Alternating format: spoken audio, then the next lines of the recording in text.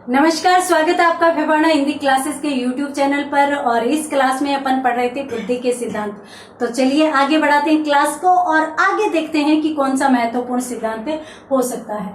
तो अपन कौन से पढ़ रहे हैं, कौन सा टॉपिक पढ़ रहे हैं? बुद्धि पढ़ रहे हैं।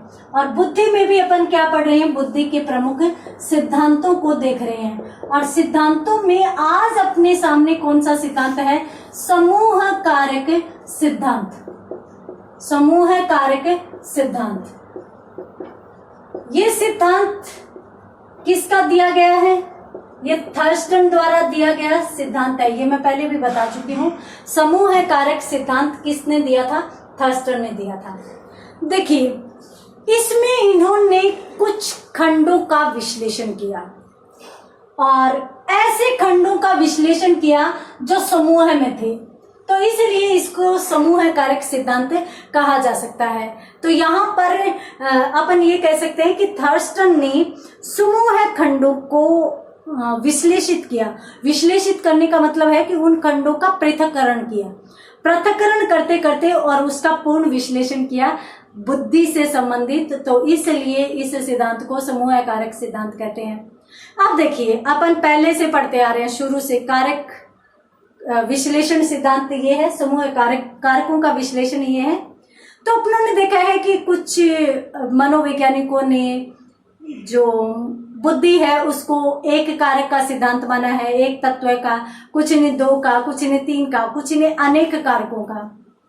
कुछ ने यूं कहा है कि बुद्धि सामान्य कारकों का प्रदर्शन है और कुछ ने कहा है कि बुद्धि विशिष्ट कारकों का प्रदर्शन है। यानी सामान्य व विशिष्ट कारक अब तक हमारे सामने आ चुके हैं, परंतु थर्स्टन जैसे ही आते हैं वैसे ही इस सामान्य कारक और विशिष्ट कारक की बातों को ही खत्म कर देते हैं। वो यूं कहते हैं कि सामान्य कारक या जो विशिष्ट कारक है वो हमारी विभिन्न समस्याओं का समाधान नहीं करते।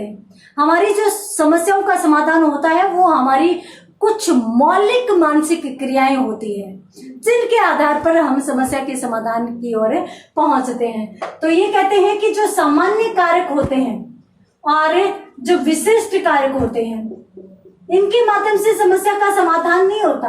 यानी ये कोई भी ऐसे कारक नहीं है जिसके माध्यम से अपन समस्या के समाधान तक पहुंच सके। ये कुछ मौलिक क्रियाएं होती है, या फिर अपन यूं कहें कि व्यक्ति किसी भी समस्या के समाधान में मानसिक क्रियाएं करता है। और जब वह मानसिक क्रिया करता है तो उस समय वह कुछ मूल कारकों की सहायता लेता है। मूल कारकों की सहायता लेता है। तो उन्हीं मूल कारकों के कारण वह अपनी मानसिक क्रिया को क्रियात्मक एकता भी प्रदान करता है। क्रियात्मक एकता भी प्रदान करता है जिसके आधार पर समस्या का समाधान होता है। नहीं समझे? अब समझोगे। देखिए, एक समस्या है अपने सामने, ठीक है? उसका समाधान करना है। अब वो जो समस्या है उसमें अन्य विद्वान यूं कहते हैं कि हमारे पास पहले से अनुभव है कि हम किसी भी समस्या को पार कैसे करें, किसी भी समस्या का हल कैसे करें। हमारे पास पहले से योग्यता है, ये अन्य मनोवैज्ञानिक बताते आ रहे हैं।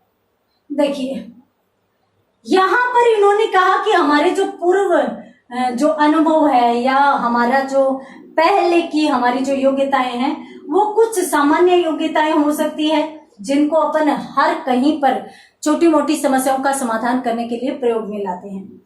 कुछ विशिष्ट योग्यताएं होती हैं जिनको अपन किसी समस्या विशेष, या फिर अपन यूं कहें कि जब बड़ी समस्या आ जाती है, जब अलग सी समस्या आ जाती है, जिनका समाधान सामान्य योग्यता के माध्यम से नहीं हो पाता, तब अपन विशिष्ट योग्यता को लेकर आते हैं। ये तो कह रहे हैं कौन है? अन्य मनोवैज्ञानिक। अन्य मनोवैज्ञानिक ये बातें कह रहे हैं, परंतु ये जो मनोवैज्ञानिक है कौन है? थर्स्टन। थर्स्टन यूं कहते हैं कि भाई यहां पर अपने सामने एक समस्या है, ठीक है? और उस समस्या में जरूरी तो नहीं कि अपन सामान्य या विशिष्ट योग्यताओं का प्रयोग करें। या फिर अपन उन्हीं अनुभवों का प्रयोग करें जिनका अपन पहले से प्रयोग कर चुके हैं। बहुत सी नवीन समस्याएं होती हैं, उन समस्याओं के समाधान के लिए, कोई भी समस्या, किसी भी प्रकार की समस्या आती है, तब हम अनेक मानसिक क्रियाएं करते हैं, और मानसिक क्रिया करते हैं तो उस मानसिक क्रिया को करते करते अपन स्वतः ही समस्या के समाधान तक पहुंच जाते हैं। अपनी बुद्धि के आधार पर अपन स्वतः ही धीरे धीरे करके और समस्या के समाधान तक पहुंच जाते हैं। और इन मानसिक क्रियाओं के दौरान कुछ अपनों ने मूल क्रियाएं भी की थी जिनका प्रयोग अपनों ने पहले कभी किया ही नहीं। तो यहाँ पर अपन जो मूल क्रियाएं करते हैं उनके आधार पर जो समस्या का समाधान होता है वही क्या कहलाता है, समूह कारक सिद्धांत कहलाता है। देखिए, आप घर पे अकेले हो, ठीक है, और आप एक कमरे में हो, और सोचिए कि जब आप कमरे के अंदर बैठे हैं तो कोई शेर आ जाए, और शेर कमरे के दरवाजे पर खड़ा है। कमरे में एक ही दरवाजा है, खिड़कियां टूटती नहीं है। अब एक ही दरवाजा और खिड़कियों में अक्सर जाली भी होती है तो अपन निकल नहीं सकते, खुली खिड़की कोई छोड़ता ही नहीं है। अब शेर दरवाजे पर खड़ा है, आप कमरे में हैं, क्या करेंगे? आपके सामने ऐसा तो नहीं है कि इससे पहले भी शेर आ चुका, नवीन समस्या है ना, नवीन समस्या है, तो आप कौन सी योग्यता का प्रयोग करेंगे? आपके पास है कोई ऐसी सामान्य योग्यता जिसका प्रयोग आप पहले कर चुके हैं सामान्य समस्याओं के समाधान के लिए? ये तो एक विशिष्ट समस्या है। चलिए विशिष्ट योग्यता भी देख लेते हैं। विशिष्ट कोई योग्यता है ऐसी कि इतनी डरावनी और इतनी भयानक समस्या आपके सामने उपस्थित हुई हो और उस समय आपने उसका समाधान कर लिया हो? कोई दिखाई नहीं देगी। उस समय आप प्रयास करेंगे, आप सोचेंगे, आप विचारेंगे, आप जो सोचने समझने की क्रिया कर रहे हैं वो आप मानसिक क्रिया कर रहे हैं। फिर उस मानसिक क्रिया के निर्देश पर आप कोई न कोई शारीरिक क्रिया करेंगे, और उस शारीरिक क्रिया द्वारा आप जैसे तैसे, या तो आपको शेर खत्म कर देगा, खा जाएगा, या फिर आप उस समस्या से निजात पा लेंगे। हो सकता है आप कैसे भी तरीके से शेर को बहलाकर फुसलाकर का मतलब है कि आप अन्य किसी चीज पर उसको आकर्षित करके और आप निकलने का प्रयास करें। यानी उस समय जिन क्रियाओं को आप काम में लेंगे वो पूर्णतः मौलिक क्रियाएं होगी। तो इसलिए आवश्यक नहीं है कि सामान्य और विशिष्ट कारक ही सदैव किसी समस्या के समाधान के लिए आवश्यक हो। ये जो है वो मौलिक क्रियाएं भी हो सकती है। तो यहाँ पर अपन क्या लिख सकते हैं? हालांकि इन्होंने ये भी बताया है कि अनेक क्रियाएं होती हैं जिनमें आपस में सहसंबंध होता है, इसीलिए तो समूह कारक बताया है। हमारे पास अनेक, आप देखिए शेर आपके सामने खड़ा है, आप अंदर हैं, तो आप पहले तो मानसिक क्रिया करेंगे, उसके बाद शारीरिक क्रिया करेंगे। मानसिक क्रिया के अनुसार ही शारीरिक क्रिया होगी, तो आपस में कैसी होगी? सहसंबंधित होगी। तो इसलिए उन सभी योग्यताओं का समूह बन गया, और उन योग्यताओं के समूह के आधार पर ही आप समस्या के अंत तक पहुंचे। तो इसलिए इसको क्या कहा जाता है? समूह कारक सिद्धांत कहा जाता है। देखिए, इसे खंड विश्लेषण सिद्धांत भी कहा जाता है। खंड विश्लेषण सिद्धांत भी कहा जाता है। क्यों कहा जाता है? मैंने आपको बताया भी था कि इस सिद्धांत में जो मनोवैज्ञानिक है वो समूह के खंडों का विश्लेषण करता है, अर्थात एक समूह में अनेक योग्यताएं हैं, उनको टुकड़ों में बांटकर पृथक पृथक करके और उनके आधार पर योग्यता का पता लगाता है। अब इस सिद्धांत के अंतर्गत अपन क्या कह सकते हैं? अपन सबसे पहले तो यही कहेंगे कि खंड विश्लेषण विधि का प्रयोग, या ये जो खंड विश्लेषण सिद्धांत है, खंड विश्लेषण, या फिर अपन यूं कहें कि भाई समूह खंडों के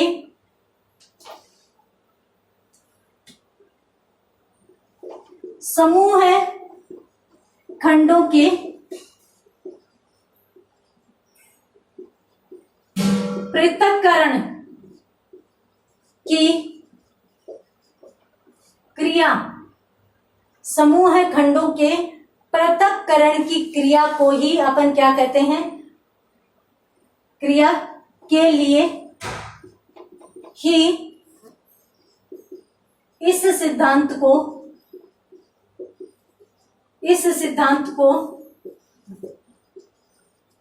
खंड विश्लेषण सिद्धांत कहा जाता है। तो समूह खंडों की पृथक्करण की क्रिया होती है। एक खंड होता है जिसमें समूह में योग्यताएं होती है और उनका पृथक्करण करता है और उसके साथ साथ उसका विश्लेषण करता है, तो इसलिए इसको खंड विश्लेषण सिद्धांत भी कहा जाता है। जल्दी से स्क्रीनशॉट लीजिए, उसके बाद अपन बात करते हैं आगे। इस सिद्धांत के अनुसार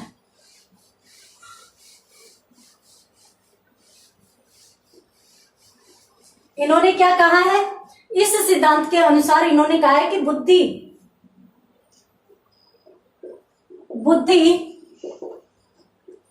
न तो सामान्य कारकों का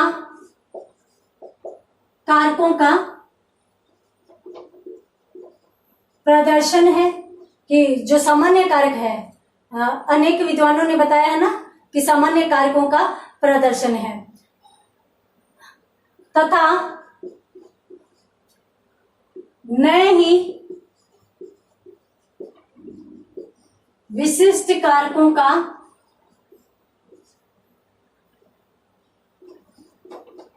प्रयोग। तो न ही तो सामान्य कारकों का प्रदर्शन है और न ही विशिष्ट कारकों का प्रयोग है। अपितु ये क्या है, अब मैंने आपको बताया कि इसमें कुछ ऐसी निश्चित, अपितु इसमें कुछ ऐसी निश्चित मानसिक क्रियाएं, मैंने आपको बताया भी था कि ये निश्चित मानसिक क्रियाएं होती है जो सामान्य रूप से किस में सम्मिलित होती है, मूल कारकों में। तो अपितु इसमें कुछ ऐसी निश्चित मानसिक क्रियाएं होती है, इसमें कुछ निश्चित मानसिक क्रियाएं होती है जो मूल कारकों में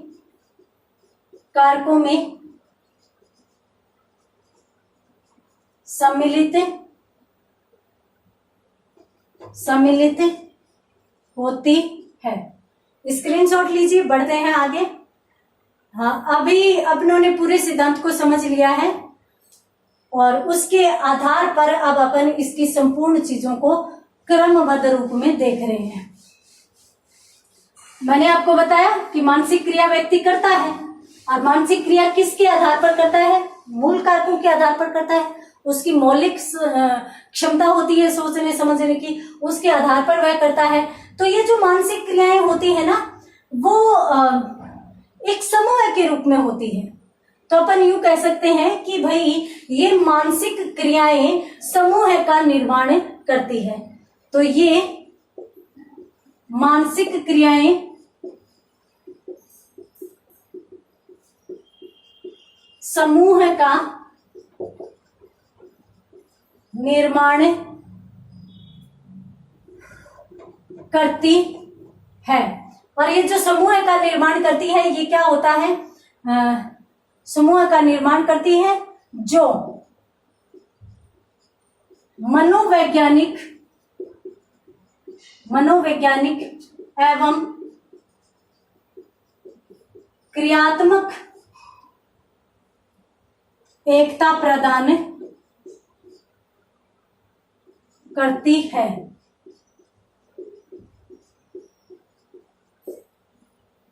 तो ये समूह का निर्माण करती है और मनोवैज्ञानिक व क्रियात्मक एकता, यानी अपन सोचते हैं और उसके आधार पर अपन शारीरिक क्रिया करते हैं। तो मनोवैज्ञानिक यानी मानसिक और शारीरिक क्रिया यानी क्रियात्मकता, उन दोनों को एकता प्रदान करती है। मैंने ये चीज आपको बता दी है कि जैसे ही शेर है तो उसके आधार पर अपनों ने जो सोचा वही उसी मानसिक क्रिया के निर्देशानुसार शरीर कार्य करेगा, तो अपन उससे बचने का प्रयास करने लगते हैं। तो इसलिए मानसिक क्रिया व शारीरिक क्रिया एक होकर और कार्यरत होती है। तो थर्स्टन ने अपने सिद्धांत को इसी समूह के कारक का विश्लेषण करने के कारण ही इसको कारक विश्लेषण नाम दिया। तो यहां पर अपन ये भी कह सकते हैं कि थर्स्टन ने अपने सिद्धांत में इसी समूह कारक का विश्लेषण किया। तो जल्दी से स्क्रीनशॉट लीजिए, उसके बाद अपन बात करते हैं आगे। तो आगे अपन क्या कह सकते हैं कि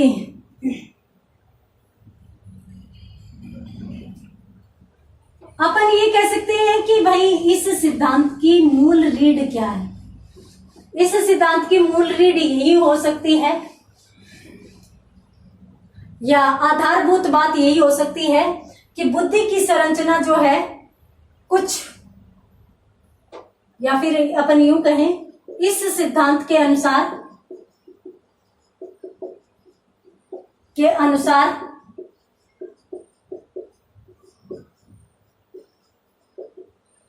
बुद्धि की संरचना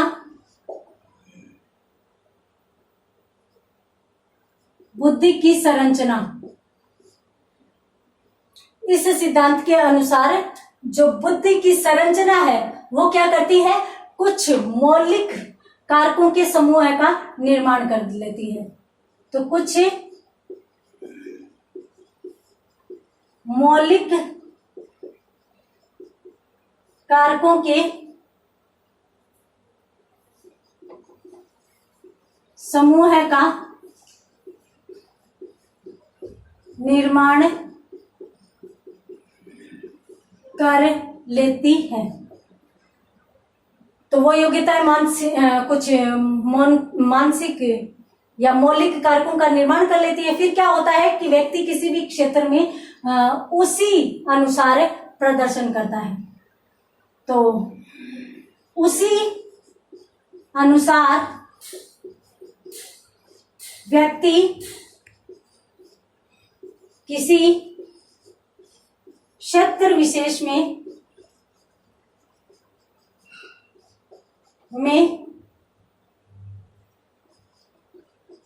बुद्धि प्रदर्शन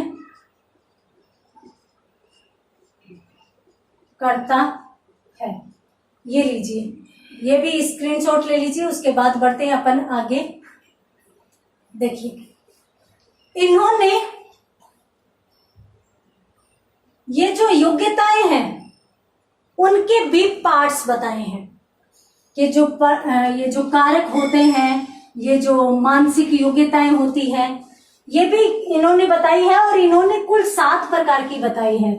तो यहाँ पर मैं आपको बता देती हूँ कि इनके द्वारा जो 7 प्रकार की योग्यताएं बताई गई थी, आंकिक, शाब्दिक, स्थानिक, उन सभी से संबंधित अपना एक वीडियो आ चुका है। तो आप उन सभी योग्यताओं को, जो थर्स्टन की इसी समूह कारक सिद्धांत के अंतर्गत ही आती है, तो वो मौलिक योग्यताएं होती है जिसके आधार पर व्यक्ति क्षेत्र विशेष में प्रदर्शन करता है। तो उन सभी चीजों को भी आप देख लीजिए। एक वीडियो और है थर्स्टन के सिद्धांत का, तो वहां पर आपको समझ में आ जाएगा। मैं आपको इतना तो बता देती हूँ यहाँ पर कि भाई जो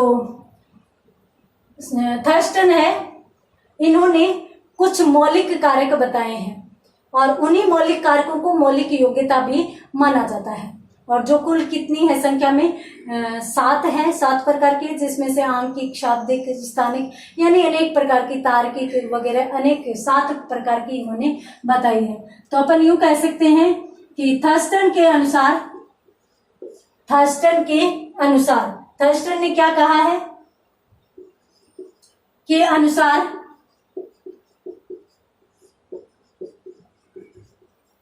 मौलिक कारकों में मौलिक कारकों में जो अनेक मौलिक मानसिक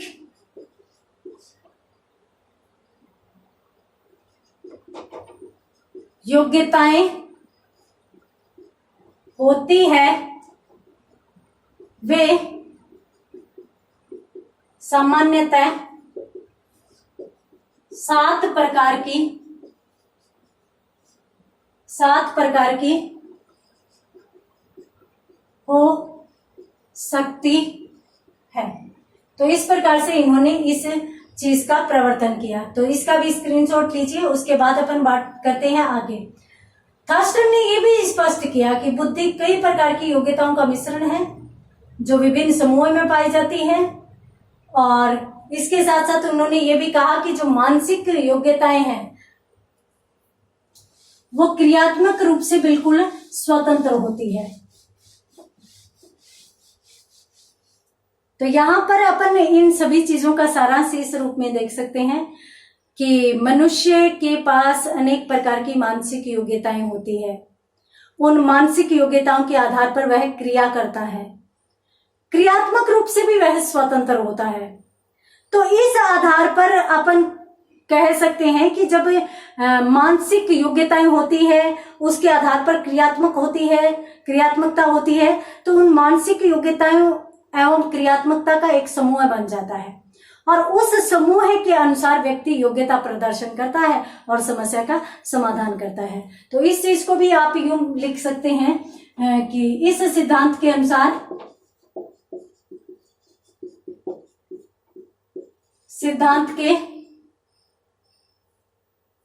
इस सिद्धांत के अनुसार मानसिक योग्यताएं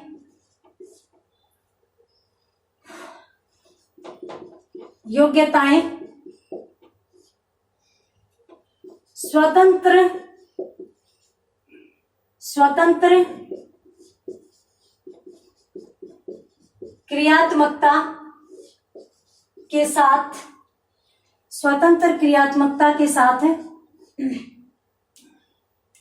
क्या करता है, समूह बनाती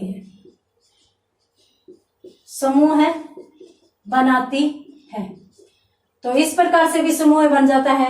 इसीलिए ये जो मानसिक कारक है और ये जो शारीरिक क्रिया है, ये कारक है, ये दोनों मिलकर क्या बन जाते हैं, समूह कारक बन जाते हैं। तो इसीलिए इसको समूह कारक सिद्धांत कहा जाता है। ये जो विशिष्ट योग्यताएं होती है उनमें भी इन्होंने यूं कहा है कि जो भी हमारी विशिष्ट योग्यताएं होती है वो भी एक समूह में कार्य करती है, और समूह में कार्य करके और विशिष्ट योग्यताएं भी आपस में संबंध बनाती है, सह संबंध स्थापित करती है। तो यहाँ पर अपन ये भी देख सकते हैं कि जो विशिष्ट योग्यताएं हैं,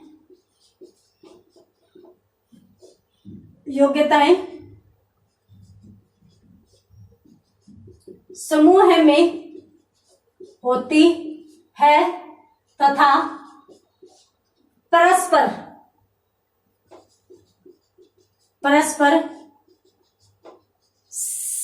संबंध या सह संबंध करें अपन, परस्पर सह संबंध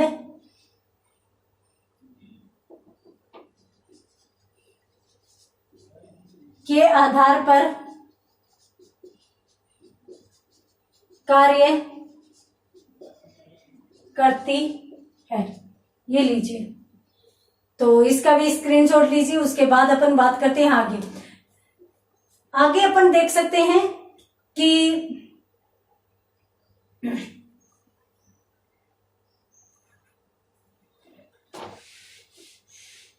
ये किस चीज द्वारा समझी जा सकती है, किस प्रकार समझी जा सकती है। अपन इसको इस प्रकार से भी समझ सकते हैं, जैसे उदाहरण देखें अपन, एक बालक जो आर्ट्स पढ़ता है, आर्ट्स कब पढ़ता है, उच्च स्तर पर वह अलग अलग सब्जेक्ट पढ़ता है, जबकि 10th क्लास में वह सभी विषयों को समूह के रूप में पढ़ता है। एक सोशल साइंस की बुक होती है, उसी में इकोनॉमिक्स आ जाती है, ज्योग्राफी आ जाती है, हिस्ट्री आ जाती है। तो इस प्रकार से ये जो, हालांकि ये अलग अलग अपने स्पेशल विषय हैं, इनकी भी विशिष्ट योग्यताएं होती है। और जिस भी व्यक्ति की जिस भी विषय में विशिष्ट योग्यता है, बाद में वो उसी विषय का अध्ययन भी करता है। तो इस प्रकार से 10वीं में जब वह समूह के रूप में उसका अध्ययन करता है, उसको ही अपन क्या कह सकते हैं, उसी प्रकार की मानसिक योग्यताओं को अपन समूह कारक के रूप में देख सकते हैं। इसके साथ साथ अपन एक उदाहरण और भी ले सकते हैं, जैसे संगीत। अब एक संगीतकार होता है, उसको हारमोनियम का ज्ञान होता है, सितार या तबला जो भी है, इन चीजों का ज्ञान होता है, क्योंकि जब वह गाने लगता है तब वह सभी का चयन करता है। हारमोनियम कौन बजाएगा, तबला कौन बजाएगा, सितार कौन बजाएगा, किस आधार पर चयन करता है? इस आधार पर कि भाई मेरे संगीत को कौन सा ऐसा व्यक्ति है जो हारमोनियम पर संभाल लेगा, तबले पर संभाल लेगा, सितार पर संभाल लेगा। तो इस प्रकार से एक संगीतकार अनेक अलग अलग क्षेत्रों में अपनी विशिष्ट या सामान्य योग्यताएं रखता है, जो भी किस रूप में होती है, समूह के रूप में। तो अपन इसको उदाहरण के रूप में भी ले सकते हैं, जैसे एक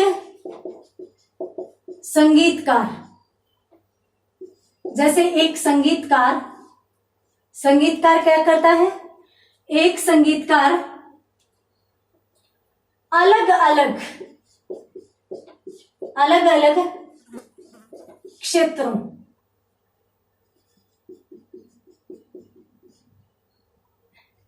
जैसे तबला, हारमोनियम, सितार, ये जो अलग अलग साधन है, उनके संबंध में यदि अपन कहें तो हारमोनियम, सितार आदि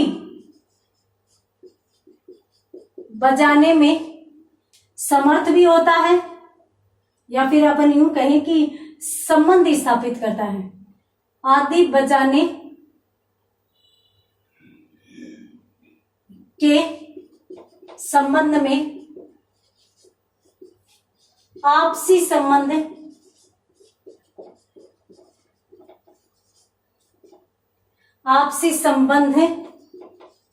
स्थापित करता है। ये लीजिए, तो एक संगीतकार है, अलग अलग क्षेत्रों में इन सभी चीजों का, हालांकि ये अलग अलग क्षेत्र हैं, विशिष्टताएं हैं, परंतु फिर भी उनके मध्य सामंजस्य को स्थापित कर लेता है। तो जल्दी से स्क्रीनशॉट लीजिए, उसके बाद बढ़ते हैं अपन आगे। प्राथमिक मानसिक योग्यताओं की ये जो विधि है, या फिर अपन यूं कहें कि खंड विश्लेषण का ये जो सिद्धांत है, उसके आधार पर ही थर्स्टन मनोविज्ञान में आए, या फिर अपन यूं कहें कि आए क्या, प्रसिद्ध हो गए। वैसे जो थर्स्टन है वो एक ऐसे मनोवैज्ञानिक है जिनका पहले कोई भी योगदान नहीं था, परंतु जैसे ही इन्होंने प्राथमिक जो मानसिक योग्यताएं बताई, प्राथमिक मानसिक योग्यताएं कितनी, 7 प्रकार की, जो मैं आपको बता चुकी हूँ, तो वो योग्यताएं थी, उसके आधार पर ये प्रसिद्ध हुए। और साथ साथ इन्होंने ये जो खंडों के विश्लेषण करने की बात कही, इसके आधार पर भी ये प्रसिद्ध हुए। इनके बारे में एक चीज और कही जा सकती है, कौन सी, कि जो स्पीयरमैन का सामान्य तत्व सिद्धांत है, उसमें जो योग्यताओं का समूह है जिसका विभाजन किया जा सकता है, इन विभाजित योग्यताओं को इन्होंने प्राथमिक योग्यता का ही नाम दिया। तो अपन कह सकते हैं कि स्पीयरमैन द्वारा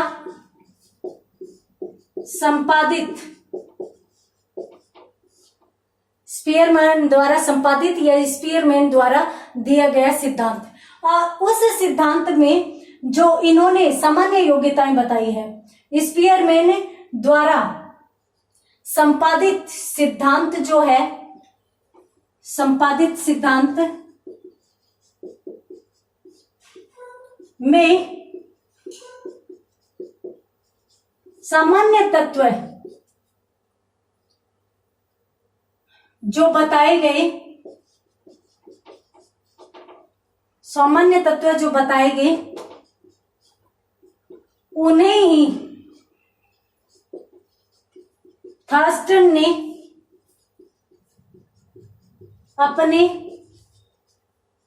सिद्धांत में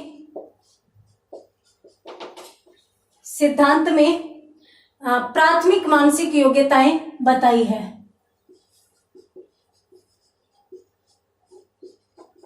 मानसिक योग्यता